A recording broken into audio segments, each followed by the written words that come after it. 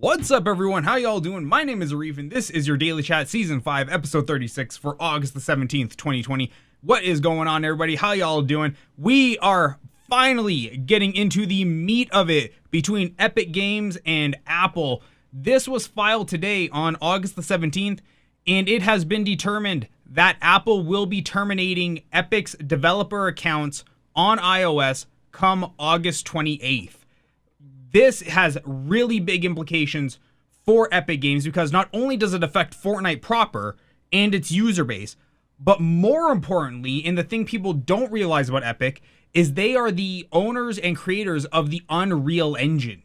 This engine runs a ton of games, and a lot of people license this engine for their games. A lot of the biggest titles that you play probably run on Unreal. If they're not running on Unity or the CryEngine, it's probably the Unreal Engine. So when Apple is going to terminate their accounts, Epic will not be able to support it. The licenses will not be valid for the other parties using this. And Epic's reputation could be irreparably damaged with this whole action procedure that Apple is going to take. Now, obviously, the lawyers at Epic are going to try and fight it, and if they don't fight it, they are going to take all the money Apple has for the damage that it's going to cause to Epic's reputation. This battle is very much heating up, and just like I said in the last episode of Daily Chat, when this whole thing kicked off, Google had to step into the fray too. They removed Fortnite from the Google App Store, and we can expect to see those filings coming out very, very shortly. This whole thing is going to change the landscape of mobile app stores. It's going to change how money is cut, how developers are treated, how licensing is done. There are a lot of changes coming down the pipeline. If you're not watching this, you very, very much should be, whether you're a developer or a consumer, because it's going to affect either one of you, if not you on the same scope. I am so excited to see how this is going to unfold. This case is moving at a breakneck speed. The Apple monopoly might be coming to an end.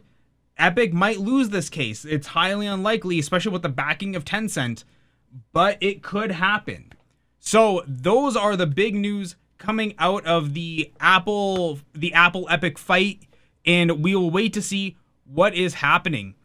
The next story we have is from Rackspace. Amazon is in talks to invest in Rackspace. Do you remember when I covered this about 3 or 4 episodes ago, where Rackspace did an IPO, an initial public offering, and the stock tanked? It went down to $15 on its first trading day. I said this would be the time to buy Rackspace stock. Buy it because while they can't compete with Google or Microsoft or Amazon Web Services, there was a potential for it to grow and for the stock to go up. Well, with Amazon in talks to invest in the service, guess what? The stock went up today by 10%, but the shares soared by 17% when the announcement was initially made that this might be happening. Rackspace sells cloud service space. They help people migrate to various things: Google Cloud, AWS, Microsoft Azure. They help you migrate your data. They're kind of like a cloud and a cloud intermediary provider. They're owned by Apollo Global Management, which is a private equity firm. I said to buy the stock. I told you to buy the stock. Now, I know you might be asking, but Rex, did you buy the stock? No, I didn't, but that's because I'm poor. Not because I didn't have faith in myself. It's because I'm poor. Big difference. This is a great step forward for Rackspace. They should be very excited. While this contract negotiation could take months, if Apollo Equity Firm decides to proceed forward with it, which they might not, which would be super stupid for them not to do it, because they already have another contract with Amazon for another product that they own, they should agree to it. But if they don't, that could be disastrous. I highly doubt they're going to say no. Once again, why would you say no? Amazon would only take a minority share in the company. They wouldn't take a majority share. They wouldn't take controlling rights. So Rackspace just stands to build a lot of stock price, a lot of equity, and a lot of leverage by proceeding forward with this. At $15 a share on its first trading day, it wasn't the greatest sign. Even if we look at the 6-month high, which, mind you, the stock has only been around for 1 month.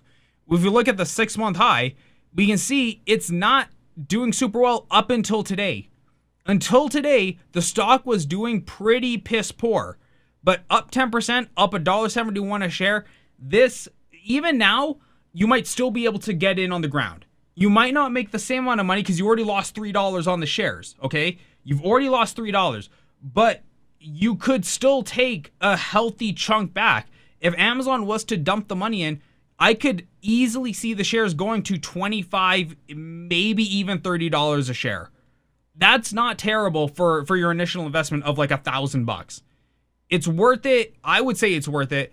But I also am not a proven day trading investor like some other experts would say.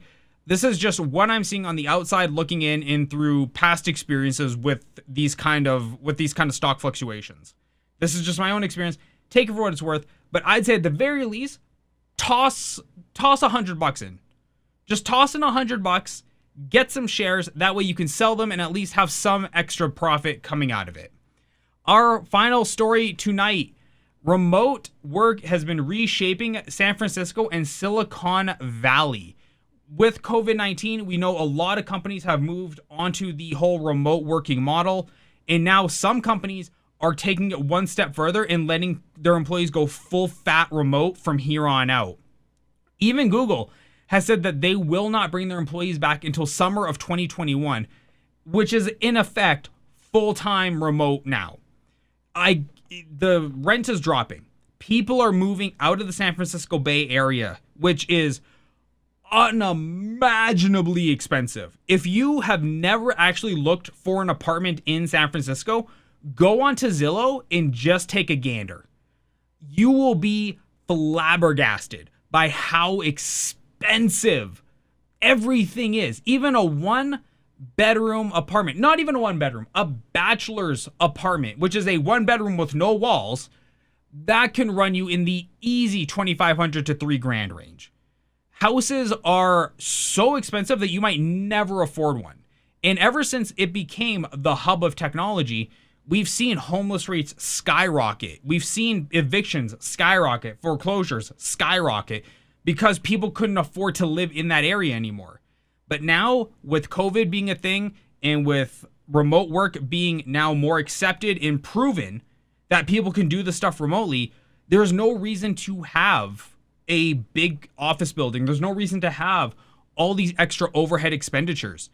Companies like Tanium Cybersecurity, they are even going Tanium Cybersecurity. They're going full remote. They have given permission to all of their employees to just go full remote and just abandon and move to somewhere better.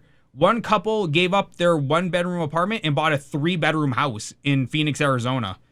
It's just one of these things that it's been a long time coming. We knew the bubble couldn't last forever. This was always known. The unfortunate side of it was we didn't know how was the bubble going to burst, but we knew it couldn't last forever. Money is not infinite, because when it is, it becomes devalued. It becomes hyperinflated. So money is not infinite.